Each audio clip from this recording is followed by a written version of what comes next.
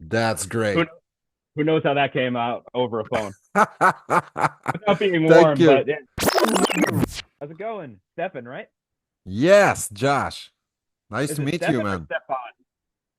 Yes, Stefan. That's it. Oh, okay, Stefan. Okay, I'll remember that. How you doing, man?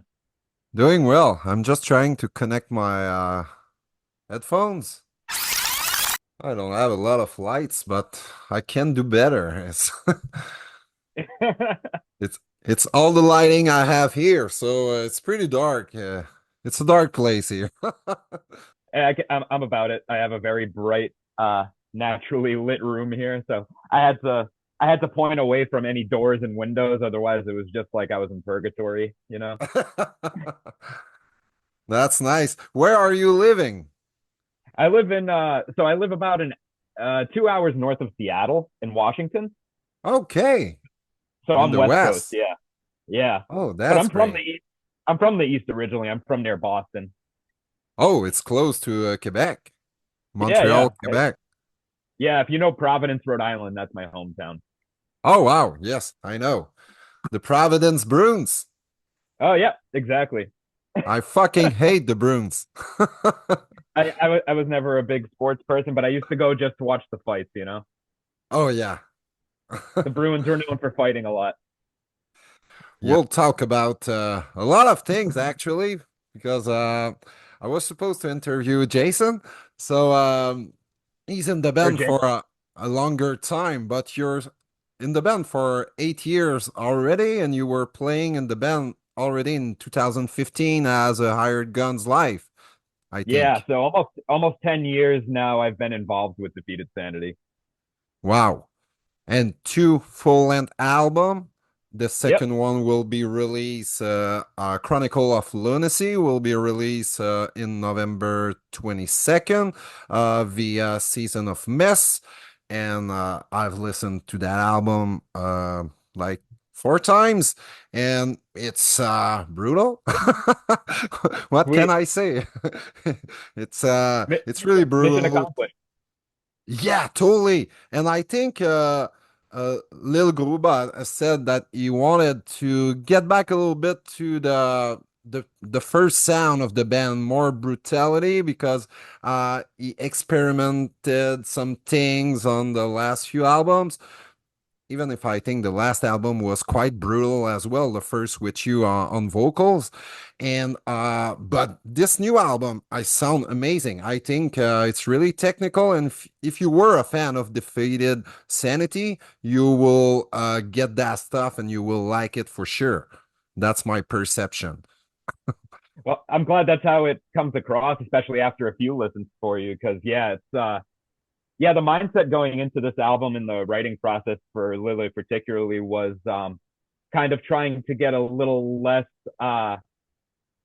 I don't want to say less technical than we were on the Sanguinary Impetus, which was the previous album, but just honing it down in a way that more people would be able to connect with, because we felt that some of the musical material on Sanguinary kind of went over some people's heads a little bit. It went a little too far out there at times, maybe. Well, maybe not for us, but for fans who aren't I don't. particularly technically inept. You know what I mean? Um, but anyway, so yeah, so the mindset was kind of going back and trying to more so incorporate elements that go back as far as Psalms of the Moribund in being technical, but still like for the most part followable for the common listener. Yeah, but to be truly honest with you, personally, I like the last one better than the Oh, whole really? than the whole classic albums, and there's two reasons for that. I think it's a little bit more adventurous, a little bit maybe more intricate in the songwriting, and Lil on drum is so crazy, Oh, and of course. the other reason is you, Oh, and thank you. yeah. Personally, I think you're the vocalist that is more towards the kind of vocal that I can appreciate a lot. Not that I didn't like all the other vocalists, but to me, it's you still have the really trademark of guttural, deep vocals, but it's not like Piggy's getting at the slaughter anymore. So I don't like that much that part. For a scream or two, it's okay, but when it's like for a few verse, I'm like, yeah. Yeah. Oh, I feel you. And I appreciate the compliment there. Yeah, I mean, as far as vocals go, like, I mean, as far with Defeated Sanity particularly, I have like my own kind of philosophies, whereas I like to lend my vocal style in a way that is very punchy and very rhythmically oriented and kind of not, I wouldn't say easy to discern because that would be an overstatement, but be, having a clear delivery of the lyrics, which Yeah. especially I when you was listen to a lot getting of there. brutal death metal. When you listen to a lot of brutal death metal, I feel like the lyrics tend to get either totally lost in the enunciation from the vocalist, or clearly were not even a thought while recording the vocals. You know, whereas you might even think the lyrics were written after the song was recorded. You know. Yeah. Uh, So, there's lyrics because of the purpose of having lyrics for a song. There's a message, but the delivery, you're like, okay, you can sing any fucking words, it will not change anything. And that exactly. was, I was getting there because I think on Psalms and repugnant chapters of repugnancy, of repugnance, Rep- uh, Repugnance. Yeah. repugnant. Thank you. Um, I think it was really hard to decipher just one word. And Oh, really? yeah, to me, I'm listening a lot of death metal, but not a lot of brutal death metal. I'm very like selective on the bands I will like. Uh, and I think on those albums it was really difficult to decipher. And I thought it was on purpose. Just we want people to hear shit about the lyrics. It's just the way the band sound. Yeah. Do, Yeah. I definitely feel that way with Psalms. The vocal style on that Jens did was that it was very texture based. And he had all these like really cool sounds and that gurgliness that he had. oh yeah, Um, yeah, but for sure. few and far between are the lyrics discernible. That's why for me, uh, whenever we're gonna resurrect songs from Psalms of the Morbid to play live, if I haven't played them in a while or if I haven't played them at all, they're particularly hard to learn because I go back into the lyrics and I listen to Jens' performance on the album and I try to find a middle ground of retaining the patterns that he used on the album while incorporating the lyrics, and usually I'm ending up having to redistribute things a little bit and almost rewrite some of the vocal parts just a smidge in order to fit the lyrics in a way that makes sense so that they're all there. Um, but yeah, Chapters of Repugnance I think was an improvement in that regard because AJ pronounced a bit more and he had a more punchy Yeah, style. I heard, um, but yeah, there's definitely moments where the vocal pattern and the sound and just the overall delivery was more important than the lyrics being discernible. Um, but yeah, we made that a goal on this album and Sanguinary. We made it a goal, but I think even more so on this one to really make very concrete lyrical delivery and even when it came down to writing the lyrics, being very intentional on how we distributed syllables so that it makes sense in English. You know what I mean? Because sometimes you get a stressed or unstressed syllable that doesn't land in the right spot just because musically that's how it needs to be. And we were particularly anal about that this time around, just writing the lyrics and the vocal patterns in conjunction with one another. yeah, and it feels like it because when I'm following the lyrics on the last album, on the new one, I didn't have the lyrics, so it was difficult, but I can pick some words. Hmm. Obviously, English is not my first language, so it's more difficult for me than for you. But when I was like reading the lyrics on Singularity, I was like able to follow almost everything you were saying. So there's an effort to deliver the lyrics the way uh, they are written, and personally, I like that a little bit more, but I know there's some people that will say, I like the whole style. Like, I will make a comparison. Cryptopsy with Hmm. Lord Worm, you Yeah. can't hear shit. No. For the most But part, no. no, it's really difficult to pick a word or two. And after with Mike DeSalvo, you can hear everything. Yeah, But exactly. But there's people that will say, "Oh, this Salvo era is such shitty. I prefer Lord Worm. It was way better," and blah blah blah. And there's other people that will say, "Oh, Lord Worm, I can get into his vocal. I like the musical aspect of the band, but I can get into that." And there's two different school of thinking here. So Yeah. I, I can't appreciate both, but if I had to choose, I prefer to be able to understand a bit the lyrics and to be able to follow them. Yeah, I agree there. And that's my preference as well. But I try on these last two albums, I've tried to find a middle ground that people from either school of thought will be able to appreciate, having that style that's very brutal and guttural and deep and have all those textures that everybody loves about brutal death metal, but also pronounce things as well as I can, given the kind of voice I'm trying to maintain at that moment. Sometimes, depending on the kind of the voice I'm using or the sound I'm trying to make, it could be hard to pronounce things very well. But I just did my best, you know. Yeah, but anyway, if you're not sure, you just throw a random growl and it will be all good. Yeah, exactly. As Here and far there, as it. concerned. But it's really interesting that you're saying that with covering for you covering the whole stuff, you're really trying to replicate those sound and try to say the lyrics on top of that. So Mm-hmm. you're listening to the sound that they were doing, you try to emulate that and say the lyrics at the same time. That's quite a challenge, I guess. It is. It is. Yeah. And yeah, I mean, like, as far as like when we were when because Lily and I collaborate 100% on all the vocal parts and the lyrics. We would when we were writing the album, we would meet every week to work on the lyrics, work on vocal patterns, listen to the songs together.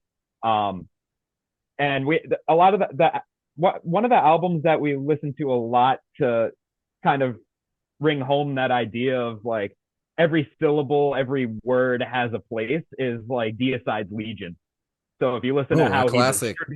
if you listen to how he distributes those vocal parts and the lyrics, it's all very meticulous, actually. And the execution is absolutely flawless, in my opinion. So that was one album that we talk about pretty often, actually, when it comes to intelligibility of lyrics and being smart about how you distribute them. Absolutely. And the words that you are choosing can make a big difference in the delivery.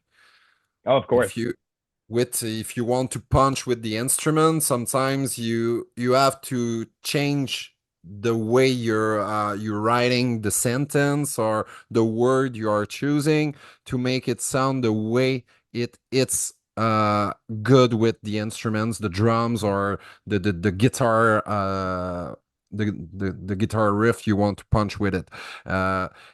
And even in death metal, it's really important, not just with clean vocals, obviously.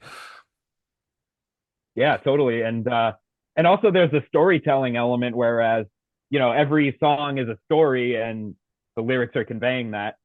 But also it's a piece of music and a piece of art. And we're basically distributing the story along into the song. So obviously we try to save the most brutal parts, say if it's like a particularly violent story we're telling in a particular song. we try to distribute the descriptive, violent, brutal parts at the most brutal parts of the song, you know? So we almost would Hmm. we would basically make like a blueprint of the story and be like, okay, this is where the action is, this is where the action is, where, you know, shit hits the fan, things get violent and brutal and gory or whatever it is. And we'll figure out where in the song those moments need to be in order to have the most impact. And we'll shape the lyrics around that. So yeah, it kind of goes back to what you were saying about being picky, um, which we definitely were.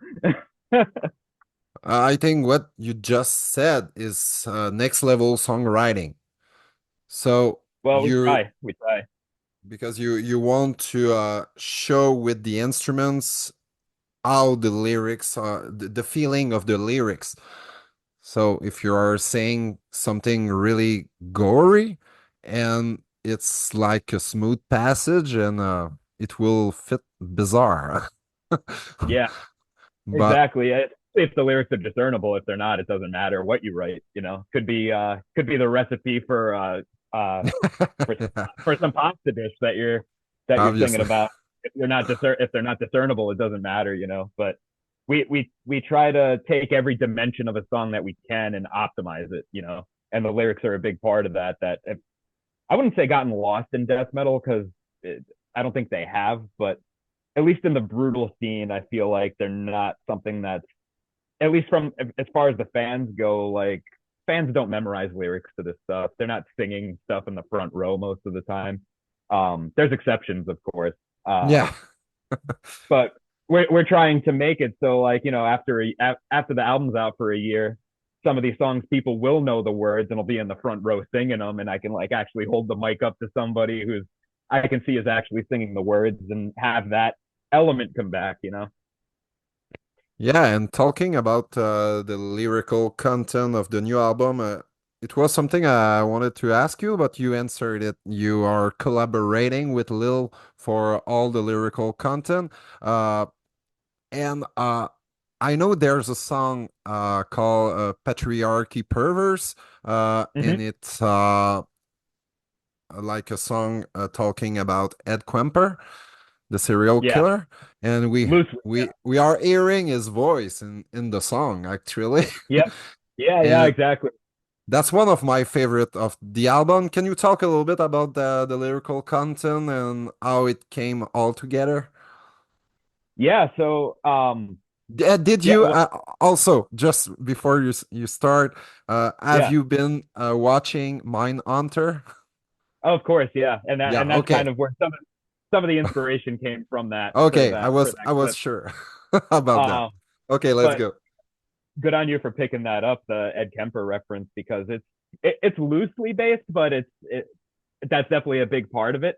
But the key word of patriarchy perverse is incel. So yeah, you know what an incel is. We all do.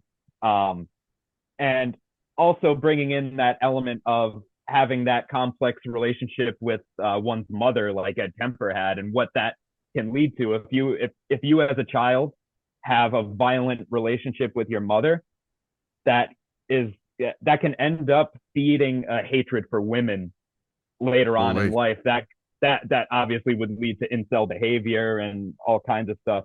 And we also incorporate towards the end in the last chorus, I guess you could call it, um, the incel community. Whereas like it's almost like what you would imagine like something on the black market where they can basically meet in some forum and talk about the violent deeds they do to women and share videos and photos and whatever. And that's Mhm. basically what the last third of the song is about, is like documenting these acts of violence so that they can share them with people who feel the same way that they do.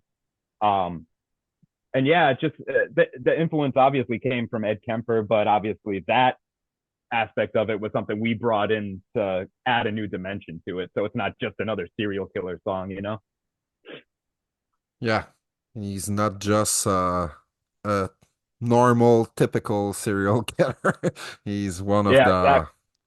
He was crazy, but at the same time so intelligent and uh, so interesting to hear in interview actually, Yeah, he's because very he articulate.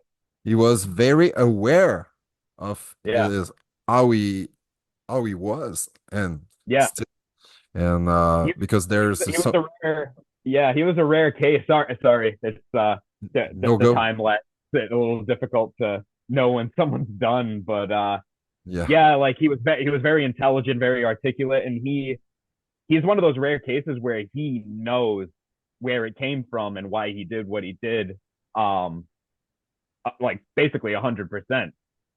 Yeah, So he's an interesting character, and that's why we wanted to write about him because him in particular because the whole album is about different mental delusions, different mental illnesses, and stuff like that, and that we felt was one of them. And we basically looked at it as every song is a different kind of mental disorder, but we tried to vary where those mental disorders come from. And this was one that's caused by another human, basically, rather than something you're born with or something society instills upon you. This is like, this spawns from the relationship of a child and their mother and turns into this absolutely crazy thing that goes on through their life, you know? very interesting, and I like the way the hate songs are shaped around something Mm. in a mental illness or something like that. So you can, even if the lyrics can be gory and everything, you can find positive things through those Mm-hmm. lyrics if Yeah, totally. if you look at them to another degree, like the second degree, because the first Mm-hmm. degree is, yeah, it's it's what it is, but it, there's something more into that, and Yeah, there's some lesson that you can take out of that also. totally. And the way we write lyrics, or the the way that, especially on this album, because Sanguinary had a totally different lyrical concept, which we can talk about after if you'd like. But the the way we wrote this one was, I mean, there's all these like tropes and things about, especially in brutal death metal, like the most gory, violent, like disgusting lyrics that you can imagine and write. But I I wanted to maintain the storytelling element more so than just highlighting all the gory aspects and stuff. So we keep that kind of stuff relatively sparse. We kind of restrict those gory descriptive sections to segments in the song where it feels appropriate rather than just having like blood and guts the whole time. Because there's no substance to that, I feel like, and it's been done hundreds, thousands of times now. So Yeah, we're just trying to do things differently, and we're also just trying to add merit to what we do on all fronts, you know? and I like that. Since I will make another analogy, uh, a death metal song, it's all blast beat all the way through. There's no punch because there's a continuous blast beat.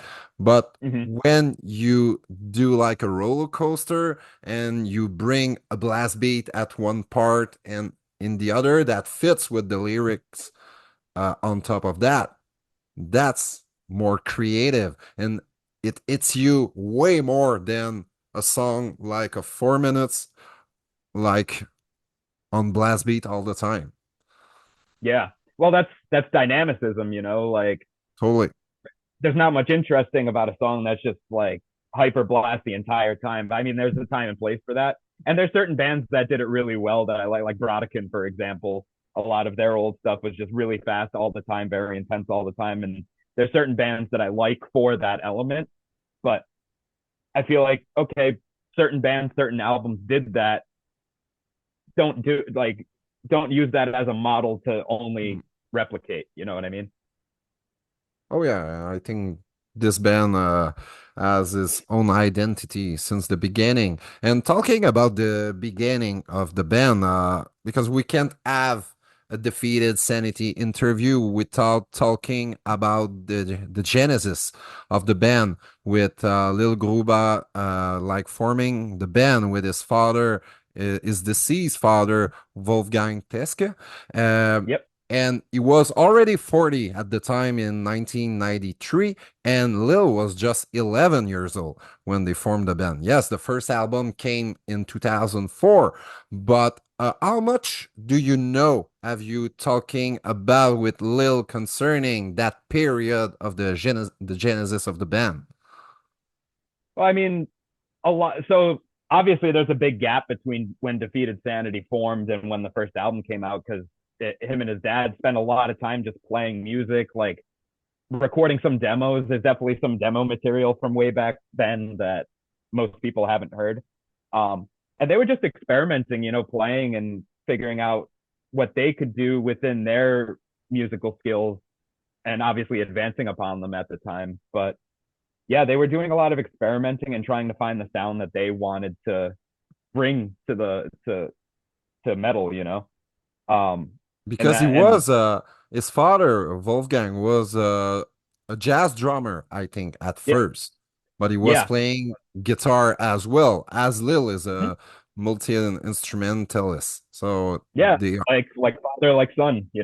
yeah. Um, but yeah, and then Prelude to the Tragedy came out, um, and that was the first full length offering Defeated had, and that already is very different from the, well, it's different from what you would associate Defeated Sanity sound with now, and even the next album, Sounds of the Morbid, was very different with the change in vocal style, um, a bit more brutality based rather than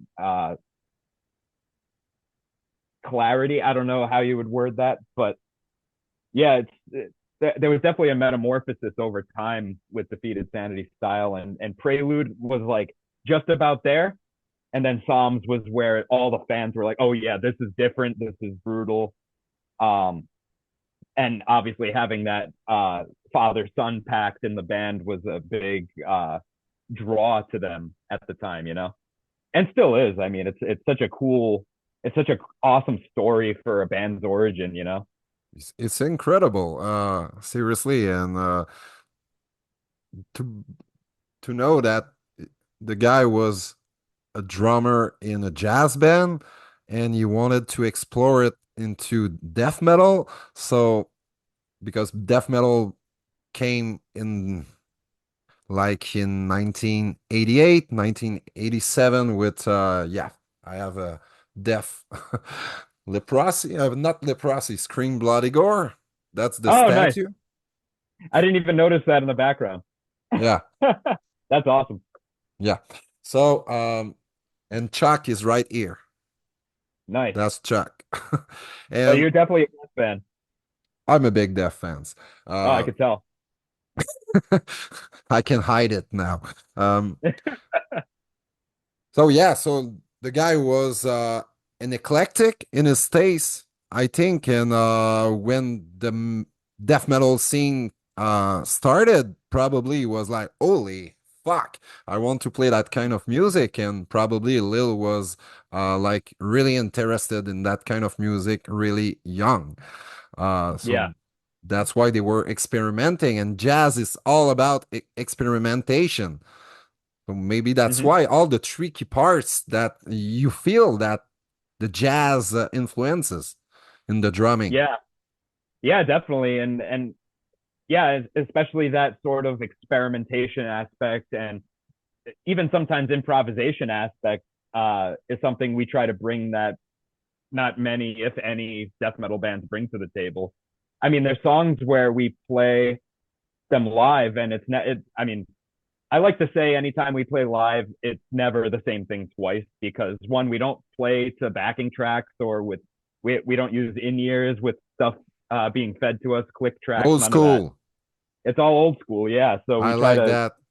we try to keep that spirit alive. And yeah, there's songs that we play where there'll be like a jam section between Jacob and Lily, for example, where Lily will just improv and do like a drum solo or something. It's never the same every night. And I'm on stage. I step aside for these moments to kind of let them take You center become a stage. fan.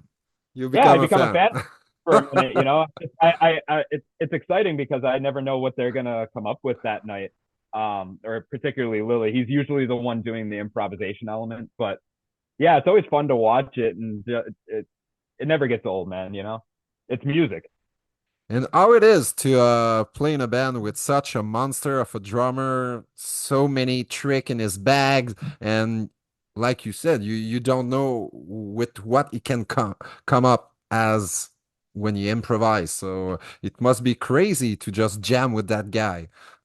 It is, yeah. I mean, the whole band, like, you can't play this music without being a top tier musician. Yeah, So yeah, Vaughn and absolutely, Jacob also deserve so much credit for being able to totally. play this material every night. But yeah, it's great to play with these guys, especially when we're on tour every day, and that just becomes a habit, because like I said, we're kind of we're keeping the old school approach to playing death metal alive, whereas it's just we go on stage with us and our instruments, and that's what you get. You know, we're not we're not using reinforcement to help the performance along. We just go up and we're at warfare with our own music. Just raw and Um, organic. yeah, and that's how we like it. Because it keeps it exciting. It's not like jamming along to the CD every night, which is what a lot of bands do live nowadays. Yeah, yeah. But for Which, I mean, some hey, bands, I can get it for some bands, especially when they have orchestration. You want to have the orchestration live, but in a band, a brutal death metal band, you don't have orchestration. So you want the players. For me as a fan, I want the players to play the shit in front of me, and I will tolerate mistakes because there are so many things to play and tricky things to play, and I don't mind some mistakes if it's played all live. oh yeah, they're just little happy accidents. Yeah, Um, and yeah, like you said, with if the music has certain elements that you just couldn't reproduce live, like a band like Flesh God, Apocalypse, or Septic Flesh, for yeah, example, where you wouldn't even be like for certain albums from Septic Flesh, you wouldn't even be able to enjoy the songs the same way if they didn't have that immense orchestra element. Um, it just wouldn't be the same song at that point because it's so much a part of the song itself. So obviously that has its own place, of course, and I don't want to talk down to anything like that. Um, but yeah, we just like that going on stage and jamming, the and it's just us. We're feeding off of each other the entire show. We have within our ability at any time to change the tempos, to change how we go from one section of a song into another. If we're going to slow it down, if we're going to speed it up, if we're going to keep a pause longer than we normally would. All of that stuff is up to us to make those decisions in that moment, and it keeps it exciting. totally. I was wondering something. How important it is to Lil to keep his father print into the band still after it's almost 15 years since he passed away. Uh, that's why I think he's handling all the musical songwriting. Mm-hmm. How important for him is to keep his father legacy intact, or I don't know. Is it something that he's thinking when he writes music? Yeah, I think so. And I mean, like, Lilla and his dad kind of came up with the band and the sound together, and Lilla just continuing to write music in that vein is already paying homage to his dad. And I think for him, that's already quite a bit. He doesn't feel the need a lot of the time to like press that point outside of the music. You know, um, but right now, for instance, and on the last tour or two that we've done, we're playing Prelude to the Tragedy, the title track on the first album. Yeah, And I always give a shout out to Wolfgang for that song because he wrote that song. A lot of songs they wrote together, some Lily wrote and some his dad wrote, and that's one that his dad wrote. So anytime we play a song live that his dad specifically wrote, we'll give him a shout before we play it. And that's that cool. also is a way of paying homage, to one of the founding fathers. Totally, because he was just on the first two albums, but he was involved for so many years with the band, Mm-hmm. and Yeah. I guess they had still some material written after Psalm. I know there's one song on chapter that is credited. I think it's the song number 9 on that album. I Hmm. checked that lately, and probably it was written before eventually passed away. But that's Yeah. so cool that you're still paying homage to him. He will be like 71 years old right now. I don't know Yeah. if we will be still able to play that thing live at that age, Yeah. I don't know. probably. Hard to say, you know. I mean, unless it becomes such a habit you play every single day, maybe you can keep it up. We'll have to see. But uh but yeah, the song you're referring to is Lurid Assimilation from Chapters Oh, of Repugnance. That was a song written by Wolfgang. I don't know exact. I'd have to ask Lula on this. Where in the songwriting process it came during for Chapters of Repugnance. I think that was one of the earlier songs that was written for that album, though. Granted, Wolfgang had written it in pretty much entirely, if I'm correct. But yeah, it's a sick song and it fits well into the album, even though it was written by him. You know. yeah, totally. Um, One thing I want to ask you on uh, every cycle album he did, Lily was changing singer. Why is he keeping you in the band? Yeah. Oh yeah, that decision is 100% up to Lila. Um, no, it's I mean it's I think it's always been just a matter of circumstance. Like it was never anything that had to do with the I don't want music you in or the band. like no, it was never stuff with like malice behind it like that. It was always just like leaving to, you know, focus on family, to focus on work. Like obviously we live in the 21st century. Being a musician is difficult, especially a touring musician. And we try to tour as much as we can, usually like 3, maybe 4 months out of the year, especially if an album just came out. Um, it's hard to keep people around who can dedicate to that sort of a lifestyle. And that's probably the main contributor to why there have been so many vocalists in and out. Um, but yeah, and so I'm self-employed. I'm a sound engineer. I mix and master for a living. I'm able to make my own schedule for the most part, so I'm able to cater my life to the touring schedule. That's Um, nice. and that's what That's a lot. That's convenient. what. Yeah, it is. In this aspect, it definitely is. And that's what's allowed me to continue to play my part in the band for so long. Um, and yeah, I'm at this point now. I'm the first vocalist in Defeated Sanity to be on 2 full-length albums. So I feel accomplished in that regard. Yeah. Um, but I mean, it feels like just yesterday I joined the band. You know, the time has gone by so fast, and it's just been so much fun. And we've done so much since I've been in the band. Like these have definitely been the years for Defeated Sanity as a band that the band has been this active, touring this much, um, writing this much. Well, I wouldn't say writing this much because we've consistently had an album every 3 years. I think 3 or 4 years since the band's inception, or at least since the first album, Yeah, Prelude. Um, but yeah, since I joined the band, the touring schedule has been very full. So I mean, it's been nice, and the band has definitely grown a lot since I joined. totally. It was a good That's feeling, cool. you know. It was a good timing for you to to come in the band. Hey, Definitely. as a conclusion, thank you so much for all these interesting information and stories.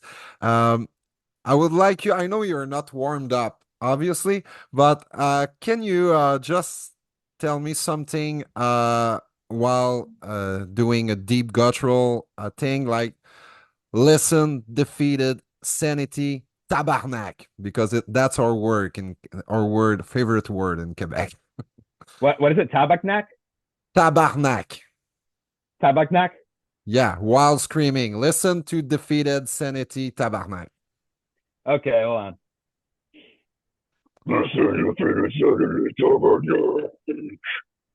That's Who great. who knows how that came out over a phone without being Thank warm? you. But yeah. Uh, just want to you maybe to tell us what's coming for defeated sanity tour, album release on November 22nd. What's coming up for the band? So we have a lot in the works, but not too much that we can announce at the moment. But we'll be touring very extensively next year and the year after, most likely before we start Oh, writing the next album. So basically, pretty much anywhere in the world can expect to see us within the next 2 years, if not multiple times, depending where you are. Um, we'll definitely be hitting the US and Europe. We just came Canada? back from tour. We'll probably be back in Canada one I of these hope days. so. Yeah, I hope so too, because we toured Canada for the first time last summer, I think it was. And it was a great experience being up there. Um, I missed it, unfortunately. far. Yeah. Yeah, we played. I think the closest we played to your area was Trois-Rivières. Um, Toronto? no, we played Toronto also, but we played Trois-Rivières. You Ah, know, Trois-Rivières. Okay, yeah, at the Death Metal Fest. Yeah, yeah, the I barbecue remember thing. now. I was supposed to be there, but Bummer. I had an emergency in my life and I didn't make it. I was so frustrated about that situation, but shit happens, like they said. Life happens. Yeah, life happens. Yeah. But yeah, we'll hopefully be back up that way soon on one of the next US runs. Hopefully, we'll incorporate some Canadian dates too. If I have my vote, then we will. Yeah, I hope so. It will be great to have you. And if not, I will try to catch you on some festival because next year, I will probably do uh, at least three or four festival. That's my goal. I'm Oh going yeah. to the I'm going to the 70,000 tons of metal. That's the third year in a row I will be doing that festival, but I will be doing more festival in Europe. Thinking about doing Fortress. Do you know the black metal festival in the UK in Scarborough? No, I was thinking of the black metal band Fortress, but Yeah, yeah. I don't know the festival offhand. Um, at least not that I can recall at the moment. They will be there, Fortress, at the festival. Oh, They, nice. Yeah, Fortress is I a great think band. it will be their first show in a long ass time. So kudos to the festival to make them tour again, not tour, but do a show again. Yeah, that's awesome. I would love to see them live. Oh yeah, me too. It's fucking ridiculous because I'm from Quebec. They are from my town and never had the chance to see them. Every single Yeah, it's a time they bummer. were playing, I wasn't able to make it. So Yeah. yeah. But yeah, maybe you'll catch us in Europe in the summer. We'll see. Wink, wink. I can't say any more than that, but Yeah, because I will be doing probably a bigger festival as well. Rockstad mm, or maybe something like that. I'm still not sure. Maybe not Vacan or maybe more Summer Breeze or mm, even uh Hellfest, yeah, France. yeah. Can't go wrong. Can't go wrong. Europe is So many great good. for the festival scene, you know. And yeah, it's been a long time. We haven't really Europe hasn't been a market we've hit really since before COVID. It just Oh, the for real? opportunity, yeah, it hasn't really come along for us to do a European tour until now. So we're planning to do quite a bit over the next few years. That's crazy. That's as a German band as first at first. Yeah. Well, now three quarters of us live in the U.S. So Yeah, I know. it's actually harder for us to play in Europe than the U.S. now. That's why we tour the U.S. so much. Totally. There's just one Yeah. one guy and a drum to bring into North America. So Yep. Exactly. And a very expensive visa. oh yeah. I'm pretty Yeah. sure. It's since the pandemic, it's getting crazy. The prices to go on tour is It's robbery. It's yeah, robbery pure is what it robbery. is. Indeed. Yep.